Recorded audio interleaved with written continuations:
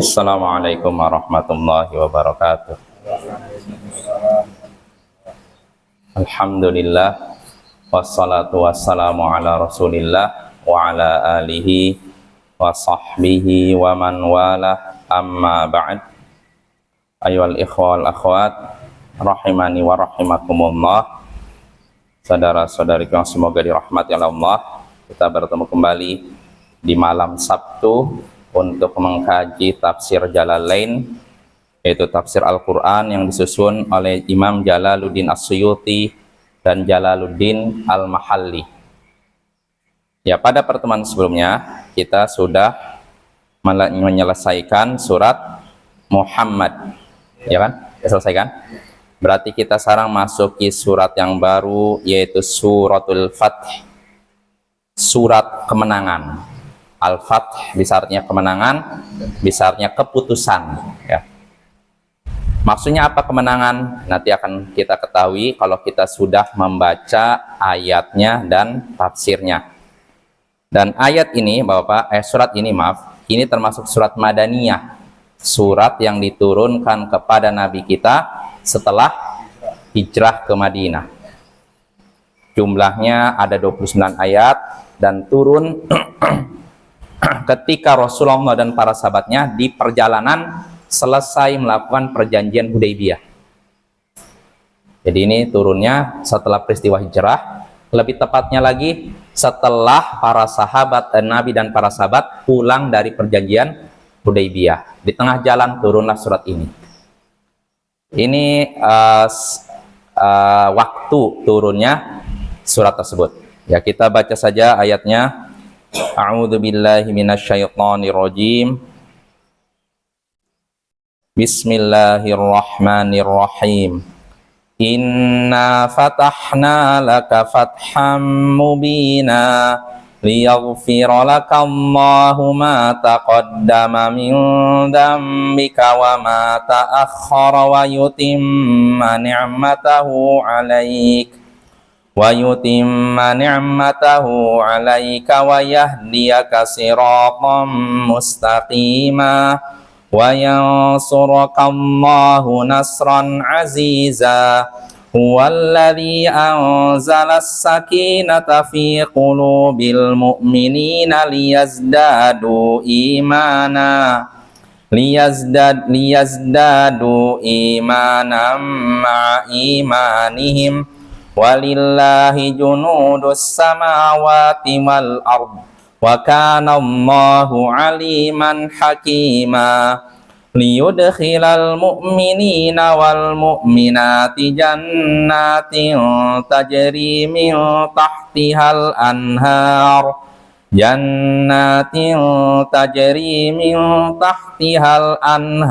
khalidina fiha wa yukaffiru anhum sayyi'atihim wa kana dzalika 'indallahi fawzan 'azima. Wa yu'adzibal munafiqina wal munafiqati wal musyrikina wal musyrikati adh-dhannina billahi dhannas sawu' alaihim dairatus sawu' wa ghadiballahu alaihim wa la'anahum wa a'adda lahum jahannam wasa'at masira walillahi junudus samawati wal ard wa kana Allahu azizan hakima. Ini ayat 1 sampai ayat ke-7 insyaallah.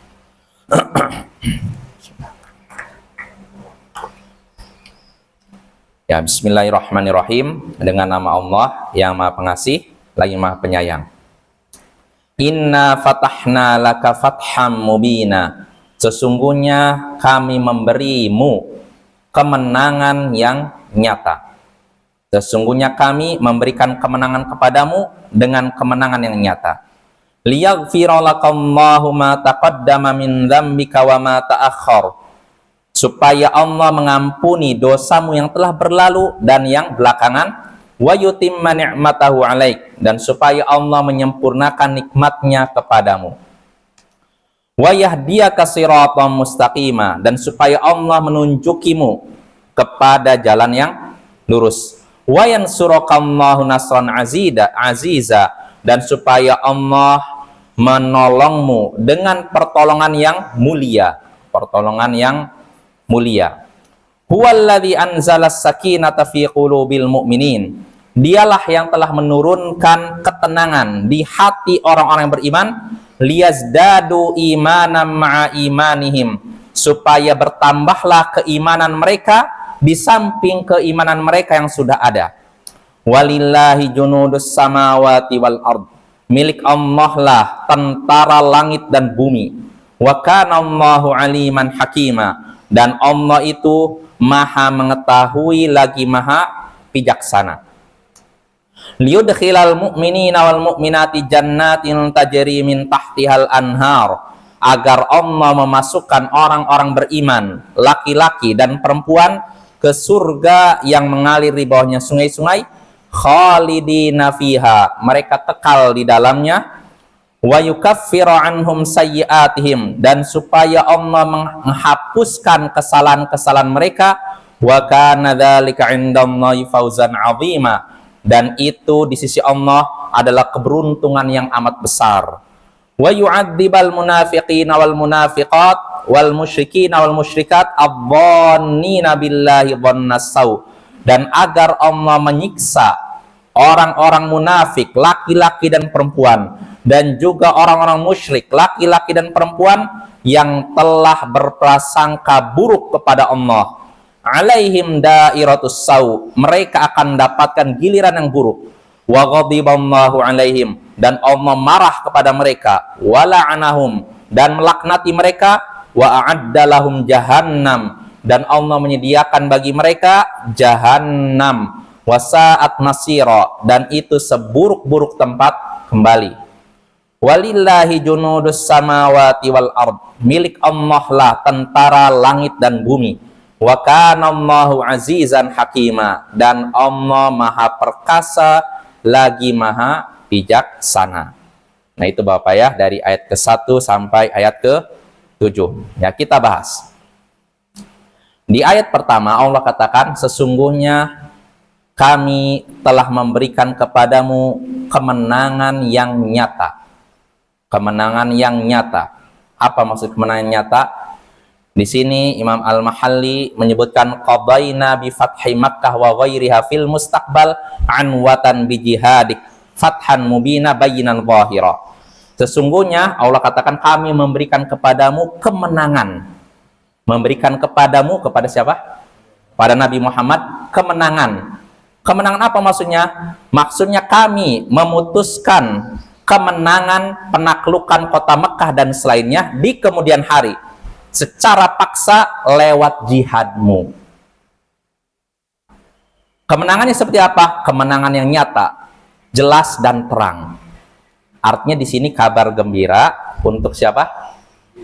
Nabi kita, bahwa Allah menyatakan kami akan memberikan kepadamu kemenangan yang nyata. Imam Al-Mahalli menyebutkan kemenangan di sini maksudnya penaklukan kota Mekah. Sebab kan ketika itu kaum muslimin masih di Madinah, Mekah masih dipegang oleh Quraisy, suku Quraisy yang masih kafir, kata musyrikin Quraisy. Nah, di sini Allah mengabarkan kepada Nabi, sesungguhnya kami akan memberikan kepadamu kemenangan yang nyata. Kemenangan di sini maksudnya apa? Ditaklukannya kota Mekah, jatuhnya kota Mekah ke tangan kaum muslimin. Bapak-bapak, kalau kita perhatikan, kalau kita belajar bahasa Arab ya, di sini kan Allah nyatakan inna fatahna lak. Sesungguhnya kami fatahna, ini fi'il madhi. Kata kerja yang menunjukkan sudah lalu, masa lampau. Artinya kalau kita mau menerjemahkan per kata, letter lak, sesungguhnya kami telah memberikan kepadamu kemenangan yang nyata. Telah memberikan kemenangan.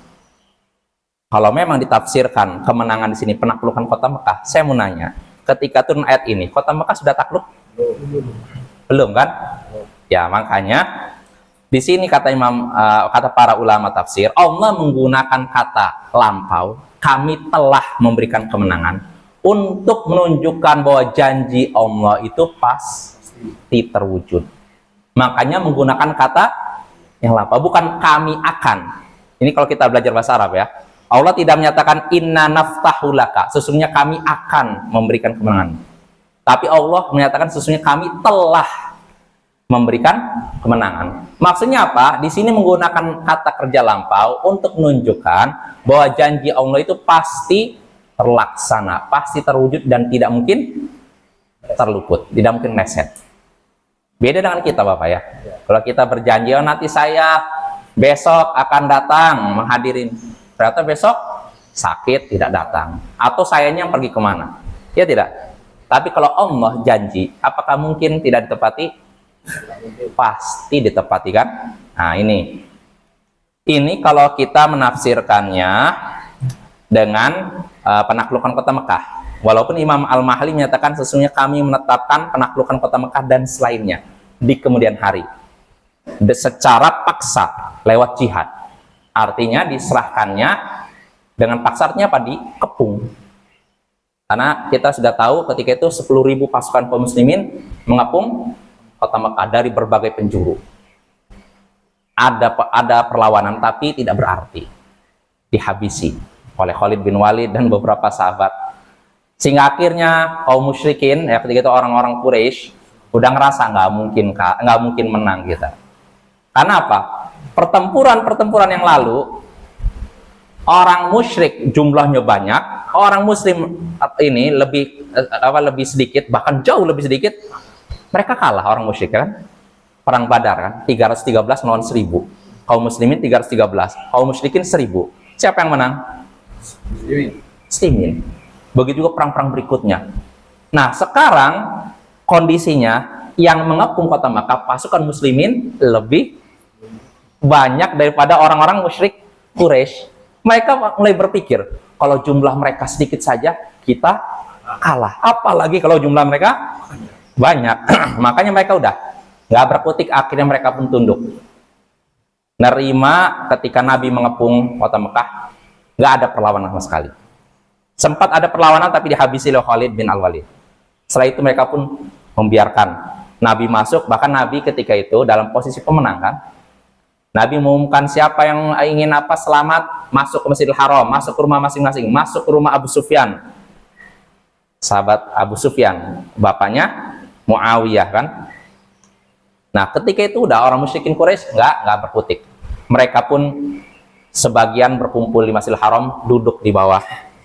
Nabi berdiri di depan Ka'bah, di pintu Ka'bah.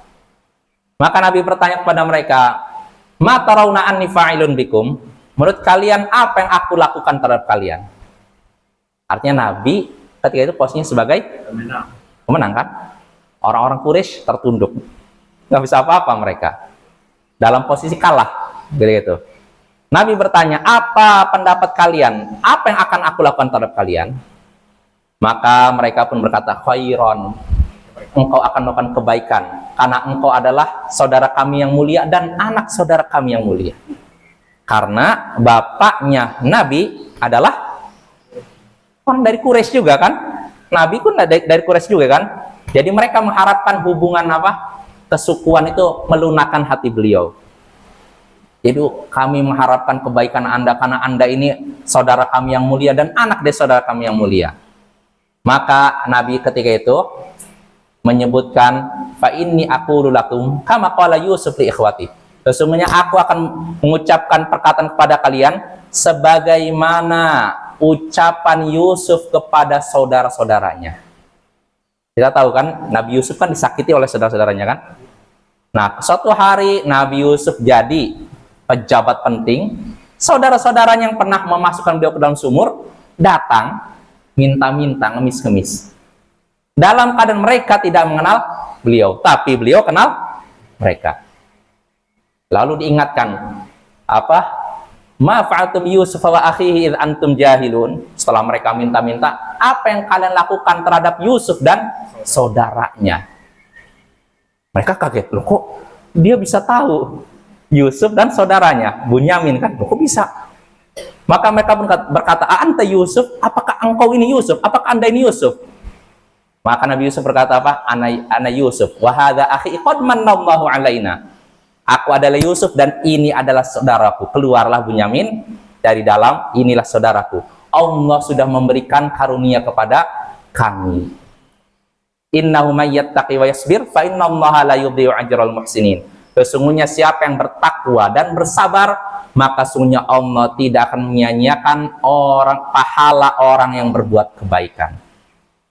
Nah, di situ akhirnya mereka pun berkata, kami melihat engkau wahai Yusuf sudah Allah lebihkan di atas kami. Rasa berapa? Salah, karena sudah apa? Menzalimi Yusuf. Maka apa ucapan Nabi Yusuf kepada mereka? La tathriba alaikumul yaum. Tidak ada celaan atas kalian. Nah, ini juga yang diucapkan oleh Nabi Muhammad kepada siapa? Orang-orang Quraisy yang pernah nyakiti beliau, yang pernah meludahi beliau, yang pernah mencekik beliau, yang pernah melempari beliau dengan kotoran unta. Sesungguhnya aku akan mengatakan kepada kalian apa yang dikatakan Yusuf kepada saudara-saudaranya. La tathriba alaikumul yaum yaghfirullahu lakum. Tidak ada celaan atas kalian, tidak ada cercaan atas kalian. Mudah-mudahan Allah mengampuni kalian. Idhabu fa antumut tulaqa. Pergilah kalian bebas. Artinya apa? Kalian tidak kena hukuman. Nabi tidak membalas kejahatan orang-orang Quraisy, memaafkan. Nah ini, dari situlah akhirnya orang Quraisy pun masuk Islam. Mekah yang tadinya adalah negara atau kota kemusyrikan berubah jadi kota tauhid. Jelas apa ya? Makanya Nabi pernah berkata, la hijrata ba'dal fath. Tidak ada lagi hijrah setelah penaklukan kota Mekah. Kenapa tidak ada lagi hijrah? Apakah maksudnya perintah untuk hijrah tidak ada zaman sekarang? Ada. Kenapa tidak ada lagi hijrah setelah kota Mekah? Maksudnya apa? Hah? Karena kata Imam An-Nawawi, li'annaha sharat darul Islam. Karena Mekah sudah jadi daerah Islam, negara Islam. Yang namanya negara Islam nggak perlu lagi hijrah. Jelas apa ya? Karena hijrah itu dari mana? Negara kafir ke negara Islam kan? Negara syirik ke negara tauhid, negara sunnah ke negara bid'ah, negara maksud ke negara taat. Nah, itu. Nah, sekarang Mekah sudah jadi negara Islam, maka tidak ada lagi hijrah. Nah, itu Bapak ya, itu Fathu Makkah, penaklukan kota Mekah. Jadi kalau kita belajar bahasa Arab tadi, kita kalau nerjemahkan kan tadi pakai kata kerja lampau, fi'il madhi. Sesungguhnya kami telah memberikan kepadamu kemenangan yang nyata, yaitu penaklukan kota Mekah. Nah, pertanyaannya, apakah kota Mekah sudah taklukkan ketika ayat ini turun? Belum. Terus maksudnya apa? Kami telah memberikan kepadamu kemenangan nyata. Maksudnya ini untuk menunjukkan bahwa janji Allah pasti terlaksana. Nah, itu. Apa ya? Ini penafsiran sebagian ulama. Tapi ulama lain menyatakan yang dimaksud kemenangan di sini, sesungguhnya kami akan memberimu kemenangan nyata. Maksudnya adalah perjanjian Hudaybiyah. Kan ayat ini turun ketika apa? Jadi Nabi, Bapak kan sudah tahu ketika itu ingin umroh, lalu dihadangkan oleh musyrikin Quraisy karena mereka khawatir Nabi apa? Menyerang. Walaupun Nabi sudah memberitahu kepada mereka, utus Utsman bin Affan, kami tidak akan berperang. Kami hanya ingin umroh, itu aja. Jelas apa ya? Namun dihadang oleh musyrikin Quraisy. Utsman diutus, Utsman nggak balik-balik. Utsman diutus oleh Rasulullah untuk apa? Berunding dengan Quraisy, untuk memberitahu mereka bahwa kami nggak ingin perang, kami hanya ingin itu saja. Tapi ditunggu tidak muncul-muncul Utsman. Bahkan tersebar kabar Utsman sudah dibunuh. Maka Rasulullah dengan para sahabatnya yang ketika itu mau umroh langsung berkumpul di sebuah pohon. Nah, Rasulullah ketika itu mengumpulkan para sahabat lalu membaiat mereka. Mereka membaiat Rasulullah, bersumpah setia di hadapan Rasulullah untuk membela Islam sampai titik darah penghabisan. Artinya apa? Sampai mati semua. Jadi nggak ada istilah nyerah sampai habis. Jadi mereka nggak lagi nunggu yang di Madinah, Bapak. Yang ada berperang sampai habis-habisan. Jelas, Bapak ya? Ini peristiwa momen yang sangat sakral, sangat fenomenal, artinya sangat indah. Karena bagaimana para sahabat dengan jumlah yang seperti itu, mereka berani apa? Mati. Makanya ada keutamaan orang yang ikut perjanjian Hudaybiyah. Disebutkan dalam hadis, tidak akan masuk neraka atau akan masuk surga orang yang berbaiat di bawah pohon, yaitu bersumpah setia di bawah pohon, yaitu Hudaybiyah itu. Jelas apa ya? Jadi ketika itu para sahabat sudah bersumpah setia untuk membela Islam sampai titik darah penghabisan. Berita ini sampai, tidak berapa lama Utsman muncul. Nah, yang dikhawatirkan ternyata muncul, dan musyrikin Mekah mendengar Nabi berkumpul dengan para sahabatnya bersumpah setia untuk membela Islam sampai titik darah penghabisan. Berita ini sampai ke musyrikin Quraisy, lalu membuat mereka apa? Makin begini. Akhirnya diutuslah Suhail bin Amr, orang-orang Mekah mengutus Suhail bin Amr untuk berunding. Nah, perundingan itulah yang disebut perundingan Hudaybiyah. Apa ya? Di antara isi perjanjian Hudaybiyah itu Nabi nggak boleh umroh selama 10 tahun. Ya? Oh iya, tahun ini, maaf, tahun berikutnya. Terus gencatan senjata selama 10 tahun. Lalu di antara isi perjanjian juga, kalau ada kabilah-kabilah Arab yang mau bersekutu di antara dua kelompok ini dipersilahkan. Satu kaum muslimin di Madinah, satu Quraisy di Mekah, dipersilahkan. Jelas apa ya? Pertama, mereka balik lagi, nggak bisa umroh. Lalu kedua, gencatan senjata selama 10 tahun. Lalu ketiga, yang mau bersekutu kepada dua kelompok ini dipersilahkan. Lalu ada lagi satu lagi apa? Kalau ada orang musyrik yang ke Madinah masuk Islam nih, kabur dari Mekah, harus dibalikkan. Tapi kalau ada dari Madinah yang murtad ke Mekah, nggak bisa dibalikkan. Kira-kira menguntungkan nggak ini? Kalau kita pakai kacamata perasaan kita, nggak menguntungkan lah. Masa yang dari Mekah nih kabur ke Madinah karena masuk Islam, dia nggak mau tinggal di Mekah, disuruh dibalikkan. Dan kalau yang dari Madinah kabur ke Mekah murtad, nggak bisa dibalikkan. Jelas apa ya? Kalau dari Mekah ke Madinah langsung suruh balikan. Tapi kalau dari Madinah ke Mekah nggak bisa dibalikkan. Ini kan sekilas merugikan kan? Makanya Umar bin Khattab pun merasa apa? Nggak tenang. Merasa ini penghinaan terhadap kaum muslimin, penghinaan terhadap Islam. Islam itu mulia. Kok bisa begini? Jelas apa ya? Namun siapa yang kira? Ini kan perjanjian ini ditentukan oleh siapa? Ditandatangani oleh siapa? Rasulullah kan? Artinya ini keputusan dari Allah. Kalau memang Rasulullah salah, apa yang terjadi? Allah langsung negur. Nah, ini keputusan dari Allah. Maka sikap kita kalau tahu ini keputusan dari Allah, bagaimana? Terima dengan lapang dada, jangan ada rasa berat. Walaupun sekilas menurut kita, kayaknya gimana ya? Kayaknya kita direndahkan sekali mereka. Tapi ternyata Bapak, hikmah dari perjanjian Hudaybiyah ini, di kemudian hari Islam malah tersebar. Makanya kata para ulama, kenapa di sini sebutkan sesungguhnya kami memberikan kepadamu kemenangan yang nyata. Perjanjian Hudaybiyah dianggap kemenangan. Karena apa? Setelah perjanjian Hudaybiyah, kan orang-orang Quraisy tidak lagi nyerang kan?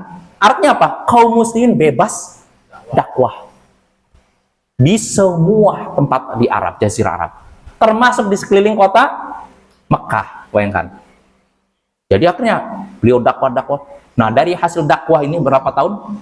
Kabilah-kabilah yang ada jadi masuk Islam. Orang berdatangan masuk Islam. Nah, ini hikmahnya. Coba kalau misalkan tidak ada perjanjian Hudaybiyah, bisa nggak dakwah? Nah, itu Bapak ya. Jadi kadang dibalik misalnya perjanjian yang sekilas merugikan, padahal di situ ada manfaat dan keuntungan. Maka Bapak, dibalik musibah ada berkah. Dibalik cobaan ada kebaikan. Ya, makanya husnudzon kepada Allah. Seperti misalkan kalau misalnya di suatu tempat dakwah disingkirkan, jangan kita berprasangka, oh berarti dakwah ini akan hancur, dakwah ini akan berhenti. dakwah ini akan lenyap. Nah, kalau memang dakwah yang dijalankan dakwah yang benar, sebagaimana dituntunkan oleh Rasulullah, nggak akan lenyap. Kita apa ya? Orangnya mungkin lenyap, tapi dakwahnya tidak akan lenyap. Karena dakwah ini bukan milik kita, milik Allah. Kalau memang dakwahnya benar, dakwah tauhid, dakwah sunnah, kita apa ya? Tapi kalau dakwahnya sekedar tajammu'un nas, mengumpulkan orang-orang, memperbanyak pengikut, ya ini bisa lenyap. Tapi kalau dakwah tauhid nggak akan lenyap, dakwah sunnah tidak akan lenyap. Kita apa ya? Nah, hikmah dari perjanjian Hudaybiyah, Rasulullah mengutus dai-dai ke berbagai daerah, tidak ada hambatan. Diutus, akhirnya orang yang diutus dakwah masuk Islam, terus ribuan orang masuk Islam. Akhirnya apa? Yang tadinya posisi kaum muslimin bisa dibilang ya kayak 50-50, jadi begini, Quraisy malah sampai akhirnya karena kesalahan Quraisy sendiri, jadi di kemudian hari ternyata Quraisy melanggar perjanjian Hudaybiyah. Nah, ketika itulah baru kaum muslimin, Rasulullah menggerakkan kaum muslimin untuk mengepung kota Mekah. Dan ketika mengepung kota Mekah, jumlah kaum muslimin lebih banyak. Akhirnya Quraisy pun kalah. Nah, itu Bapak ya. Sekilas perjanjian yang merugikan padahal menguntungkan Bapak ya. Jadi dakwah itu Bapak jangan terpaku pada satu tempat. Jangan terpaku pada satu tempat. Harus Rasulullah begitu. Ketika nggak bisa masuk Mekah, beliau cari jalan lain. Ya contoh nyatanya Bapak, ketika beliau tidak bisa, beliau kan tinggal di Mekah kan, tidak bisa apa? Berdakwah. Bahkan disakiti beliau dan pengikutnya dan para sahabatnya. Apakah beliau ngotot di situ terus? Enggak kan? Pertama Rasulullah turun wahyu memerintahkan para sahabatnya hijrah ke Habasyah, Ethiopia. Artinya bumi Allah itu luas. Kalau memang tidak diterima satu tempat, masih bisa tempat lain. Nah itu di Habasyah. Tidak berapa lama, balik lagi, turun lagi perintah untuk hijrah ke Madinah. Siapa sangka ketika sudah pindah ke Madinah, dakwah Islam ternyata tersebar. Bahkan akhirnya nyampe juga ke Mekah. Nah itulah dakwah ya. Jadi dakwah itu bukan milik kita, milik Allah. Kalau memang dakwah yang kita membantu dakwah yang benar, dakwah tauhid, dakwah sunnah, dakwah yang mengajak umat manusia untuk mengesahkan Allah, untuk mengagungkan sunnah Nabi, pasti akan Allah tolong, walaupun orang yang mengemban dakwah tersebut gak ada. Ya, jelas apa ya? Jadi dakwah ahlus sunnah, dakwah tauhid tidak tergantung pada figur tertentu. Beda dengan kaum sufi, syekhnya meninggal udah gak ada penerusnya. Kalau memang ada muridnya, kadang muridnya gak ada, hilang, ditelan masa. Tapi kalau ahlus sunnah enggak. Jadi nggak berpatokan pada figur tertentu. Figur ini nggak ada, nanti digantikan figur lain. Terus bergantian. Jelas apa ya? Jadi hendaknya kita optimis dalam masalah apapun, termasuk dalam masalah dakwah. Ya, kita kan cuman usaha. Hasilnya yang nentukan siapa? Allah. Ya. Bisa jadi kita hasilnya kita rasakan nggak mesti sekarang. Bisa jadi berapa tahun lagi, berapa puluh tahun lagi, atau ketika kita sudah meninggal baru nampak. Syekhul Islam Ibnu Taimiyah semasa hidupnya bolak-balik penjara, sampai meninggalnya pun di penjara. Kalau kita lihat di masa hidupnya, wah gagal ya kan? Orang di penjara gimana nggak bisa ngajar? Bahkan di masa akhir-akhir beliau menjelang meninggal, beliau kan dakwah pertama, beliau kan di penjara. Beliau mengumpulkan para napi dakwah di sel, bayangkan. Sehingga akhirnya apa? Sel penjara seperti pesantren. Ada majelis taklimnya. Majelis taklimnya, orang belajar. Sampai ada salah seorang nabi yang sudah keluar, pengen masuk lagi. Kenapa? Sudah merasakan nikmatnya ilmu, belajar dengan Syekhul Islam itu. Nah, rupanya perbuatan beliau ini membuat marah musuh-musuh dakwah beliau. Gimana nih? Udah di penjara masih juga bisa dakwah. Bahkan beliau tetap ngirim surat terus. Dakwah lewat surat keluar. Nah, akhirnya musuh dakwah menekan penguasa, hentikan dakwah dia, walaupun di dalam penjara. Akhirnya apa? Dilarang untuk surat menyurat sama sekali. Dan juga istilahnya dipisahkan dengan napi lain, supaya nggak bisa menyebarkan ilmunya.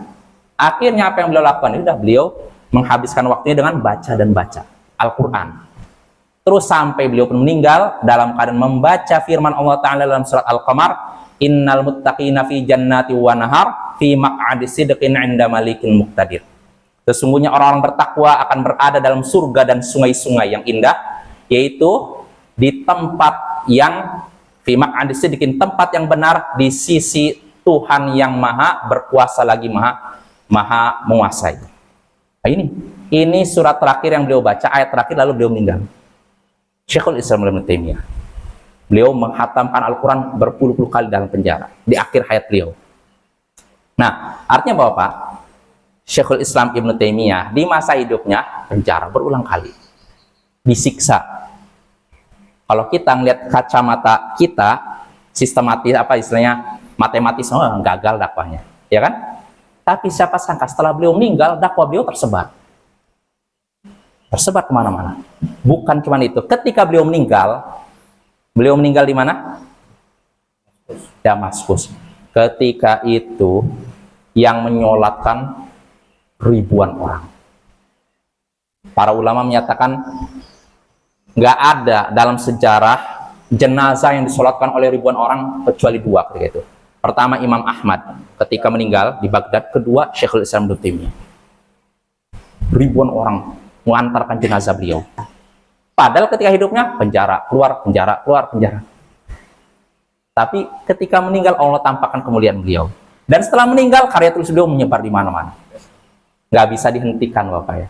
Yaitu menunjukkan kalau memang seorang dakwah mengemban dakwah yang benar dan dia juga ikhlas, akan Allah berkahi dakwahnya. Ya bisa jadi tidak di masa hidupnya, bisa jadi setelah kematiannya Bapak ya. Nah itu Bapak ya, itu tentang perjanjian Hudaybiyah ya. Jadi sekilas walaupun perjanjian Hudaybiyah itu merugikan, karena ini keputusan Allah, pasti ada manfaatnya, pasti ada kebaikannya. Dan ternyata benar-benar terjadi. Setelah perjanjian Hudaybiyah, kaum muslimin bisa dakwah di berbagai penjuru Arab, sampai di sekeliling kota Mekah. Masuk Islamlah mereka, sehingga jumlah kaum muslimin terus. Nah, ketika itulah orang Quraisy melanggar perjanjian, maka Rasulullah menggerakkan kaum muslimin untuk mengepung kota Mekah. Dan akhirnya Mekah pun jatuh ke tangan kaum muslimin. Ini kemenangan bukan? Kemenangan Bapak ya. Nah, itu luar biasa. Kita belajar dari sejarah ya. Yang jelas kata istilah para ilmuwan, at-tarikh yu'idu nafsahu. Sejarah itu berulang. Sejarah itu pasti berulang. Jadi Bapak, apa yang terjadi di masa lalu suatu saat akan terjadi di masa sekarang, walaupun bentuknya agak beda. Pelaku sejarahnya beda, tapi modelnya sama Bapak ya. Sebagaimana kejahatan juga begitu kan? Dulu ada kejahatan, nanti ngulang lagi zaman sekarang ada. Contohnya lesbian, terus homoseks. Jangan dikira baru muncul, sekarang dulu pun udah ada kan? Ya kan, dan itu ngulang lagi. Terus termasuk mutilasi. Sebenarnya orang kira mutilasi itu baru zaman sekarang. Enggak, zaman dulu sudah ada. Di zaman Umar bin Khattab ada. Makanya kata ucapan pakar istilahnya apa? Ilmu sosial ya. At-tarikh yu'idu nafsahu. Sejarah itu pasti akan berulang, Pak ya. Jelas Bapak? Ya, kita kembali lagi. Jadi tadi Allah katakan sesungguhnya kami telah memberikan kepadamu kemenangan yang nyata. Ya, kemenangan di sini sekali lagi ada beberapa penafsiran, ada yang menyatakan penaklukan kota Mekah dan ada yang menyatakan perjanjian Hudaybiyah. Nah, pendapat mayoritas ahli tafsir maksud kemenangan di sini adalah perjanjian Hudaybiyah. Dan ini dikuatkan dengan pernyataan Al-Bara bin Azib dalam Sahih Bukhari. Dia pernah berkata, kalian menganggap kemenangan adalah kemenangan karena Fathu Makkah, penaklukan kota Mekah. Sedangkan menurut kami, kemenangan adalah kemenangan perjanjian Hudaybiyah.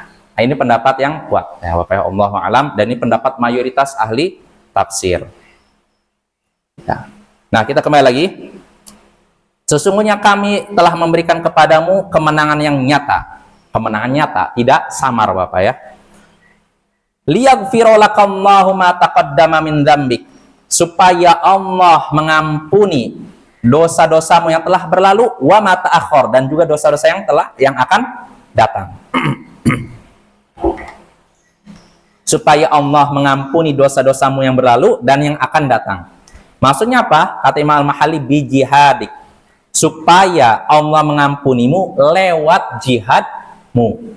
Karena jihad ini termasuk amalan yang akan menggugurkan dosa kita. Ya, disebut dalam hadis, ketika darah mengucur pertama kali, diampunilah dosa-dosa kita. Dalam jihad, Bapak, darah kita mengucur pertama kali ngucur itu diampuni dosa-dosa kita. Terus kalau meninggal, ditampakkanlah tempat kita di surga. Nah ini ya, ini keutamaan jihad. Ya, utamanya sangat besar karena resikonya besar, Bapak ya, nggak ringan. Ya, kita kembali lagi. Sesungguhnya kami telah memberikan kepadamu kemenangan yang nyata, agar Allah mengampuni dosa-dosamu yang telah berlalu dan yang akan datang. Lewat apa? Lewat jihad. Nah, di sini kata Imam Al-Mahalli, lituraghiba ummataka fil jihad, supaya engkau memotivasi, mendorong umatmu untuk berjihad. Jadi Allah menyebutkan demikian supaya Rasul mendorong umatnya untuk berjihad. Wa huwa muawwalun li'ismatil anbiya alaihimus salatu wassalam bidalil aqlil qati' minad dzunub. Kenapa Imam Al-Mahalli menafsirkan demikian? Karena kata beliau, para nabi itu terjaga dari dosa berdasarkan dalil akal yang sangat pasti. Jelas, Bapak? Imam Al-Mahalli kan tadi kan gini, sesungguhnya kami telah memberikan kepadamu kemenangan yang nyata supaya Allah mengampuni dosamu yang sudah berlalu dan akan datang. Dosa-dosamu, dosa siapa? Nabi. Nah, kata beliau, maksud ayat ini artinya bukan berarti Nabi punya dosa, tapi maksudnya supaya Nabi mendorong umatnya supaya apa? Berjihad. Kenapa ditafsirkan demikian? Karena ayat ini ditakwil. Mengapa? Ditakwil dengan apa? Karena para nabi itu terjaga dari dosa berdasarkan dalil akal yang pasti. Karena para nabi terjaga dari dosa. Nah, ini pendapat Imam Al-Mahalli. Namun Bapak, perlu kita ketahui, berarti Imam Al-Mahalli termasuk ulama yang menyatakan bahwa seorang nabi terjaga dari semua dosa, baik dosa kecil maupun dosa besar. Namun perlu kita ketahui para ulama beda pendapat dalam hal ini. Kalau dosa besar, ya sepakat para ulama, para nabi terjaga dari dosa besar. Contohnya apa? Syirik. Apalagi? Mencuri, bohong. Ya, nggak mungkin nabi bohong. Baik ketika sudah jadi nabi maupun sebelum jadi nabi. Karena bohong ini sifat yang sangat buruk, Bapak ya. Makanya dalam masalah hadis, kalau ada perawi hadis yang ketahuan bohong, nggak diterima. Ketahuan bohong sekali nggak diterima berikut. Nah itu Bapak ya. Ini nabi nggak mungkin melakukan dosa besar yang antaranya bohong. Apalagi zina, selingkuh. Jelas Bapak ya. Ini nggak mungkin terjadi pada para nabi. Makanya Bapak, kita bisa mengetahui batilnya riwayat yang disandarkan kepada Nabi Daud ya, apa Nabi Sulaiman, yang katanya mau selingkuh dengan istri orang. Nabi Sulaiman ya. Jadi Nabi Sulaiman Daud ya, ragu ya. Ada yang tahu? Lupa saya, Sulaiman apa Daud. Jadi menyaksikan istri orang lalu suka. Nah kebetulan dia sebagai pemimpin, akhirnya apa? Nyuruh suaminya mau pergi jihad. Tujuannya apa? Biar merebut wanita itu. Nah ini kisah yang super batil, Bapak, super dusta. Nggak mungkin seorang nabi selingkuh, Bapak, karena selingkuh dosa besar. Jangankan nabi, orang biasa saja, anggap ulama atau siapa, nggak usah ulama lah, tokoh masyarakat, kalau udah selingkuh, apakah masih di atas? Jatuh gitu, berarti nggak akan dengar lagi ucapannya, ya tidak? Betul tidak? Itu orang biasa, artinya bukan tokoh agama, apalagi tokoh agama, apalagi seorang nabi. Mustahil seorang nabi selingkuh, Bapak ya. Nah tapi riwayat itu disebutkan kisah palsu bahwa nabi ini suka dengan istri orang, Akhirnya apa? Supaya ngerebut wanita ini, suaminya disuruh pergi perang. Nah, ketika pergi baru nah ini super batil Bapak ya. Sangat-sangat batil.